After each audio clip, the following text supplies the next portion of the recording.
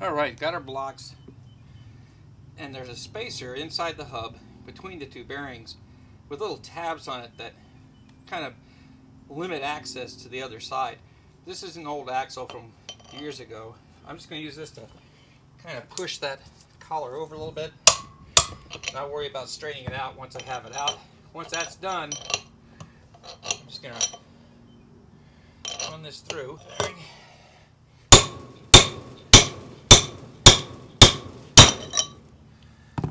Okay, so that's got the collar and the old bearing out here. So now we'll just go around. We got a straight shot at the other bearing.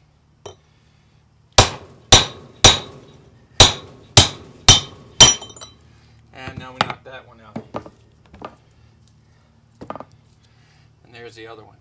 Now it's time to put in the new ones, after we clean it up a little bit. Alright, it's going to take a little cleaner. Clean up the inside so the bearing goes in nice. And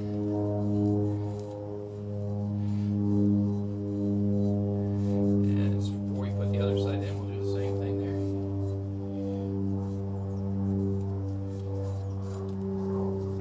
Now I've already done, there's a third bearing in the sprocket hub. I'll show you here momentarily.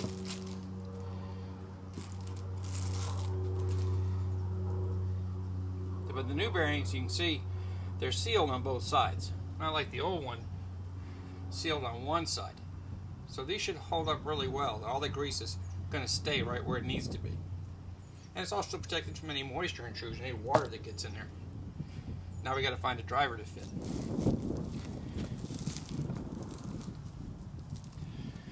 Alright, so the first thing we're going to do is make sure these bearings are sized the same diameter, same thickness, so they're going to fit. Set the old one off to the side. And no, this is not a bearing driver, it's just a socket. In fact, it's, what is this, 28 millimeter, one and a half inch rather. And that's going to fit right on the outer race, this part. We don't want to bang over the rollers. We don't want to bang at the center. We'll damage the rollers. If you're going to find something to drive it in, you don't want to go out and buy an actual driver. And find a socket, used socket, old socket that fits right there. And no further, because it's got to be able to fit inside the hub some. Alright? Now inside the hub is a small lip. That's where we got to get this bearing down to. And we want to do it in square. In other words, nice straight up and down. Don't get it cocked.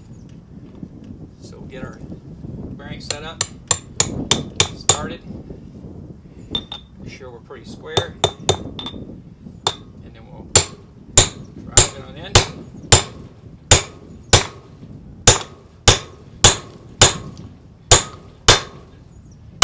And you can hear the difference in tone when it hits bottom.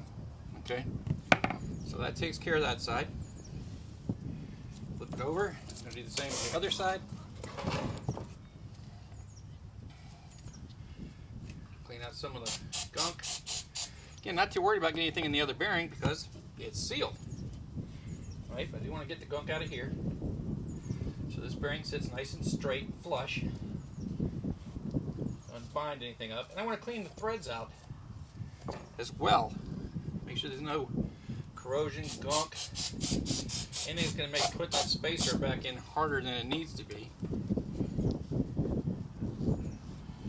And once that's all nice and clean, match up the second bearing. Again, this is sealed on both sides, while this original bearing was not. Same diameter, same thickness, same inside. We're good. Don't forget that spacer. You got to put that back in there. If you want to rebend the tank so it fits and keeps everything straight, go ahead. I'm not too worried about it. It ain't going anywhere. I can line it up with the axle once it's all together.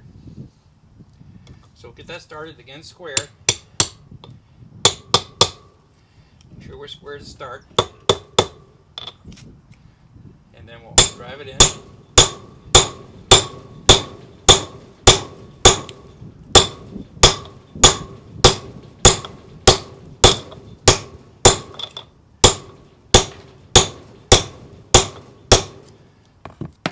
all the way down. Don't think we're quite there yet.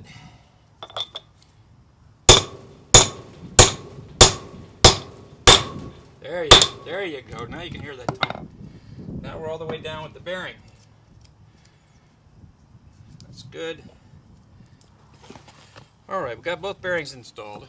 Here's the sprocket side for the CB750. You can see it's got the same type of bearing retainer, but a little bit different design, you know, with the 4 posts. So that's all the tool is. It's like a socket with, you know, 4 fingers on it. Well, I don't have one of those either. But it was fairly easy to get to. Just in this case, I got lucky. A big pair of needle nose pliers, stick them in opposite holes, and a pair of channel locks to add a little extra push, and we got that out okay. So the new bearing is already installed here.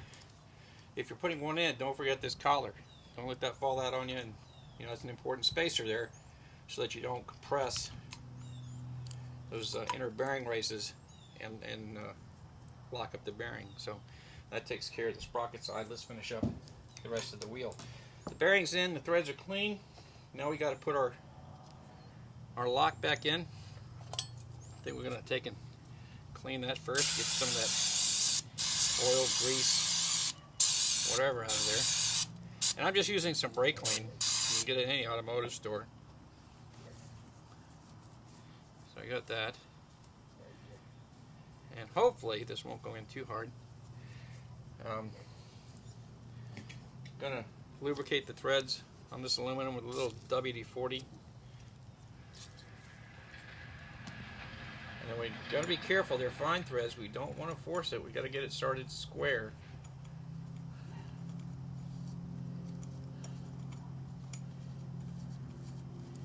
Okay. Now that's in place. I'll give it a little more, oil. Get our tool set back up again, and maybe we can get this in a little less tight. Stop there. There, we'll give that a little coercion there. And this time I'll try to go on either side of the center pin.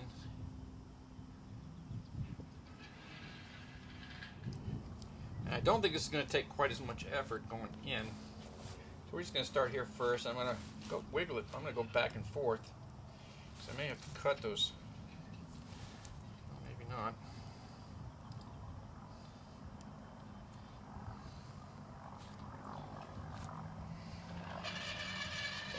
Screwdriver each way.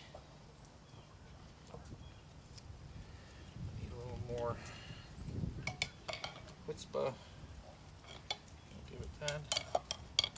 And again, it's feel. You know, if it's going good, you'll feel it. It's rough. There's no question. It's rough.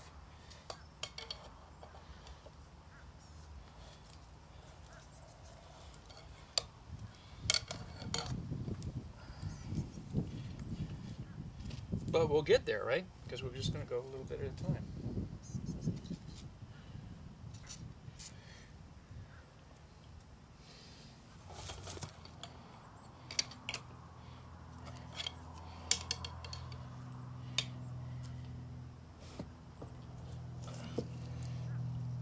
I think we're getting pretty close to being done.